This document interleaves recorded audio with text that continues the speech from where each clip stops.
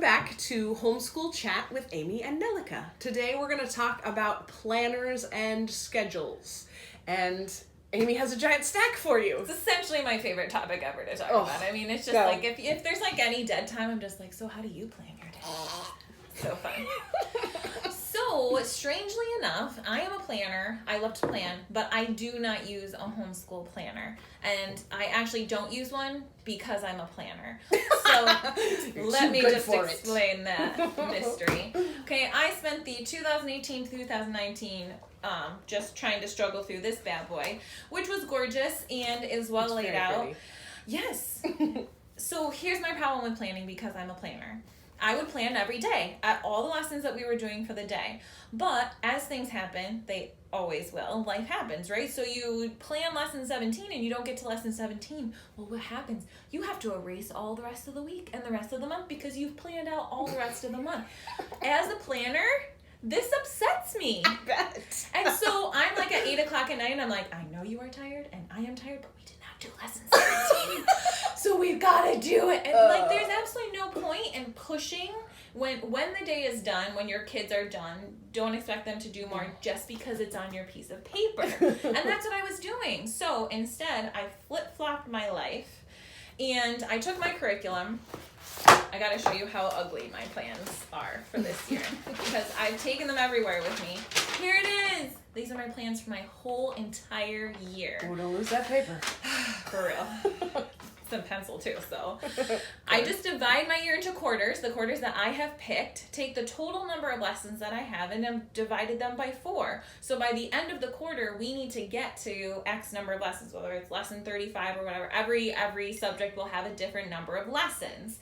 So we just make sure we hit that target number, and as long as we have, we're good to go. That means if we finish early, we can take weeks off. Yes. That means if we're kind of a little bit behind, we know that quarter 2, we need to add a couple more lessons in. So it takes the pressure off of me because it's all about me, guys. Like, my kids don't care at all. No. But knowing that I'm getting everything done that I need to get done, but we're doing it in our own time. So if for some reason we had a crazy day, doesn't matter.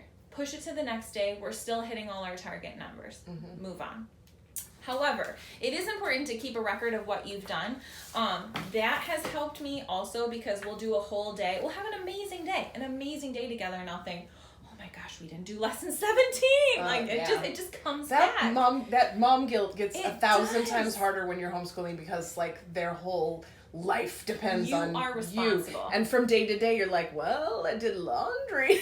Yep. But if you are keeping good records, which I don't, but if you do, you can look back on those records and be like, holy crap, we did a ton of stuff. I just forgot because I have mom brain. Yes. So I found this downloadable, it's updated every year planner for $8 on Teachers Pay Teachers. You print your own, and it's completely customizable, so you can put whatever subjects you have that you want in there. So I'll do it for both of my kids, and I'll quick jot down what we did. It's not even necessarily that we did Math A, but maybe we did puzzles that day, or we did a whole game board session, or swim lessons, or we took a walk. All that stuff counts, and I just jotted down really quick at the end of every day. So you're keeping a diary? Yes. Okay. It's like this backwards planning idea of like, we did this lesson in EL. Okay, we did lesson 17. Check. And I'm just keeping a tally, keeping account of what pages I've used, what lessons we've done, what we have actually done that day, cooking, whatever it is that we're doing. So that is how I keep track. I have a whole huge overview, like a scope of what I want to get done, and daily I write down after we have accomplished it what we have accomplished. What you already did. Yes. That's brilliant. And then when you have that freak out moment of like, oh my gosh, we're not doing anything, you can just open your book and be like, yes we are. We are never behind. I was always stressed about being behind. This way I never feel behind. Awesome. Okay, so as far as scheduling, I do a similar thing. I look at my curriculum for the year and how many lessons they're going to be, and then I split it by how many weeks I want to do school. And that usually amounts to about 3 weeks a month because we're going to have Thanksgiving off, we're going to have Christmas off, we're going to have somebody's birthday off. Also, we don't do school in January at all because January in New York sucks and we can't have any brain power. Every homeschool mom I have ever known has tried to quit in January. So we just do as part of the schedule. We just know we've quit. And then we come back to it in February. So I split it out by, these are the amount of lessons we need to get done every week from, we're starting next week, the end of August, through, I try and finish June 1st. Because we're going to do testing after that. And I want June to be just that brain power. But then the other thing about my schedule is my morning routine is very structured. And then the academic part after that is more on my kids. So I'm going to show you. This schedule is actually up on my fridge. This is what they look at every day. Monday, number one important thing, chores. You're going to clean the hallway, the living room, you're going to take out the trash, you're going to vacuum, and you're going to do a load of laundry. That, to me, to run my household is as important as the academics. Yes. Because they're all living there all the time, which is so different than, if you've had your kids in public school for so long and they're just out of the house all day. Yes. They're not destroying your house all day. So brace yourself. If you haven't homeschooled before, your house is going to get destroyed. So to me, it's really important that everyone pulls their weight. And I consider myself mom CEO. I don't have an assigned chore. I decide who does what chores, and I farm out everything between the three of them. It hasn't always been that way, but mine are a little bit older, and thank God we're there now. And then, so on Monday, we're going to do algebra, English, biology, and French. And that's going to take us hopefully an hour and a half to 2 hours to get through those subjects. Then on Tuesday, because we're not running around as much on Tuesday, we're also going to add in essay writing, history, and an animation class.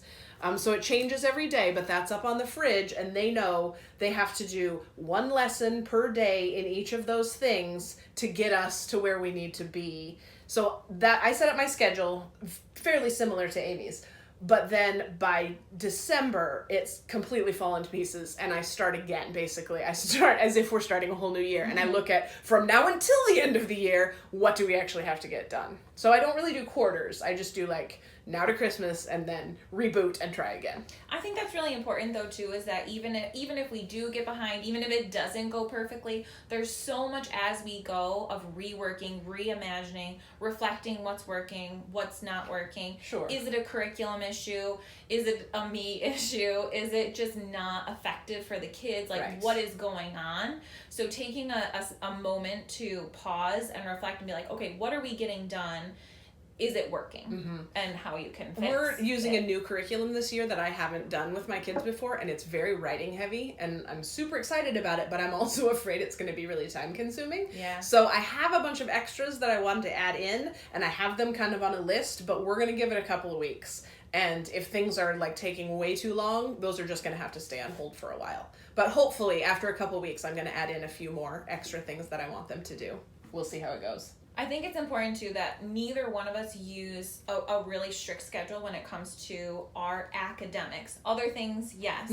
So we don't do, math at 10 o'clock, and then we start ELA at 10:30, and, Spanish is on 11 at the dot. It doesn't work. So having a list of things to accomplish is better than having a strict schedule. And you will find that quickly, but here's our advice. Right. Don't even try it. And my kids like to have some autonomy. If they're not feeling mathy, then they can get all of their other stuff done and get to math when they have had a snack.